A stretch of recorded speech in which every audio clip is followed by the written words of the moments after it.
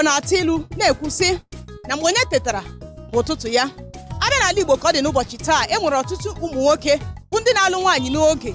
E nwekwara ndị na-alụ mgbe oge gacharala. Ụfọdụ na-alụ mgbe ha dị afọ 20, afọ 18, afọ 30 nakwa afọ 40. Mana ụbọchị taa anyị aweela n'obodo na steeti na Lagos ịjụ ndị mmadụ, ọkachasị ụmụ nwoke, afọ kacha mma nwoke ịlụ nwaanyị.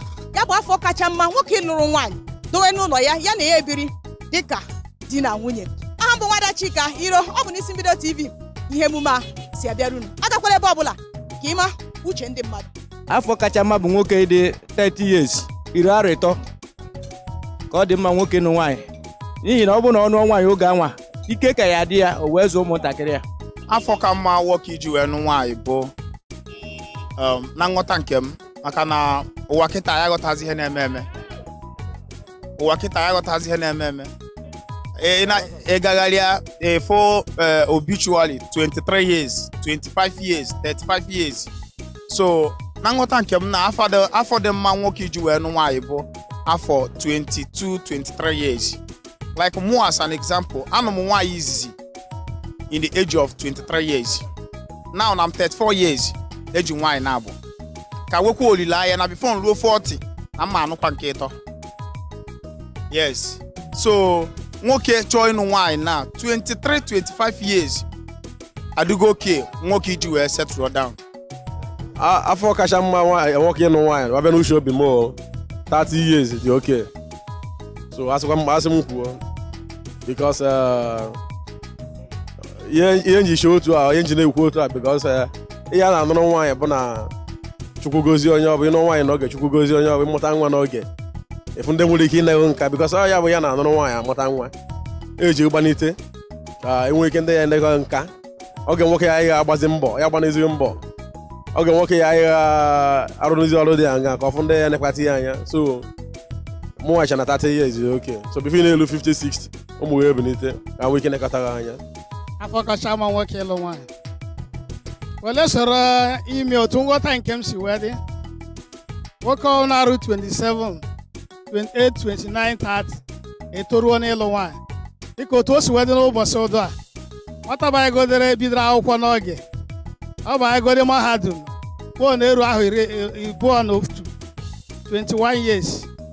Ọ gụchara n'akwụkwọ mgbe ọ na-arụ ọrụ 4-5 years, o toruo n'ogo establish ịlụ nwaanyị. Ọ bụ na onye gụchara secondary school jebe ịgba bọyị, mgbe ọ na-erughị 20 years ọ gbachaa na bọyị. Mgbe ọ na-azụkwa ahịa zuru ahụ 45, o torugo oge ịlụ nwaanyị, maka na ndị Igbo si na-eme ngwa ngwa emeghara ọdachi. So nwa afọ na toru 27, 28, 29 years esupose ga ịlụ nwaanyị. Ọ mgbe mbụ ka a na-asị na ọ bụ na nwoke arụcha ụlọ mechi ihe niile na ọ ga-alụ nwaanyị. Mana otu ụbọchị si wee dị na ọ nwee ndị ndụ ha na-agbanwe ma ha lụọ nwaanyị. Ịlụta ezigbo nwaanyị bụ nwunye nke gị, ndụ gị ya agbanwe. O nwere ike sị ụnụ na-agbakọta aka na ihe ụnụ ya emede mgbe nneke gị nọ, ụnụ abụọ nwere ike ibiele.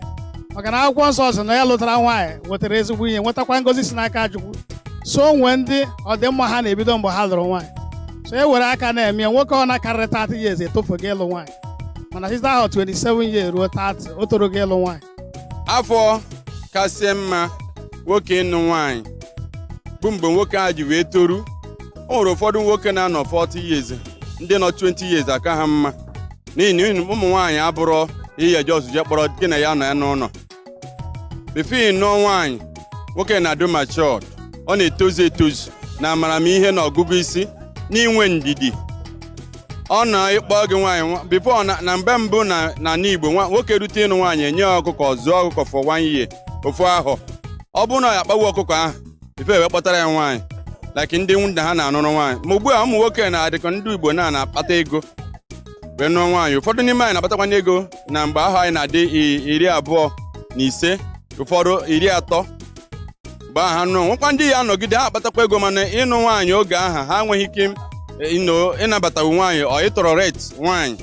Ha nọgide arụzie mgbe a ruru ofu ọgụ before ha nụọ nwaanyị. Ihe ndị oyibo na-akpọ 40 years, mgbe ha bụ full at 40. Mana oge kachasị mma ọ bụ na ego dị nwoke nụ nwaanyị bụ ọ dị 25 na 28, so that ka ọ nọ ndụ wee fụkwa ụmụ ya, n'ihi na ụmụ nwoke na-anwụ n'oge. ụmụ nwaanyị na-egbu anyị n'oge. Unu ahụ na onye kwuo uche ya nke ụbọchị taa, ọtụtụ ụmụ nwoke ekwuole afọ ole kacha mma nwoke ịlụ nwaanyị. Ụfọdụ si na ọ bụ mgbe ha hụrụ ego, maka na ego bụ mma nwoke. Ụfọdụ sịkwa na ọ bụ mgbe nwoke ruru afọ 20, afọ 25. Unu anụ na uche ha. Ọ bụ onye kwuo uche ya n'isi mbido TV. Aha bụ Nwada Chika Iro. Emesịa.